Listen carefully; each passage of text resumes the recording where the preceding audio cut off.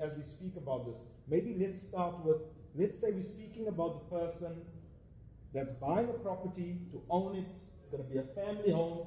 They're not a property investor per se. That's the intention.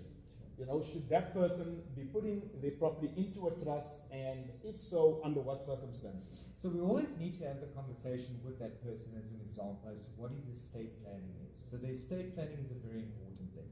If we're just looking at one asset, one property, they're buying it, they want to live in that property, we need to remember that in South Africa at the moment as it stands, with the residential property that you reside in, but it's your primary residence, you do get that 2 million rand exclusion from a capital gains tax. Right. So if you think about it from the perspective of, I own a property, I'm going to live in it, and maybe I'm going to sell this property in 20 years and move somewhere else and buy another property and live in that property, then you wouldn't actually really need it in a trust if you're not going to keep it anyway. Because if you're going to dispose of it, it means that at some point or another you're going to have to pay these taxes.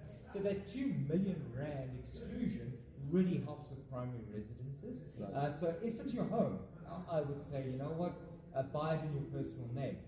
This is not for everyone. So it's not legal advice to say everyone do this, because if it's your home, but in 20 years' time you go, I'm going to buy another one, but I'll keep this, and maybe I'm going to rent it out. Now it's becoming a business. So now you're not selling it. Now you pass away, and now you want your kids to have it. Very different conversation there, because now you've used it partly as a business, partly as a primary residence, so you don't get the full 2 million rand exclusion.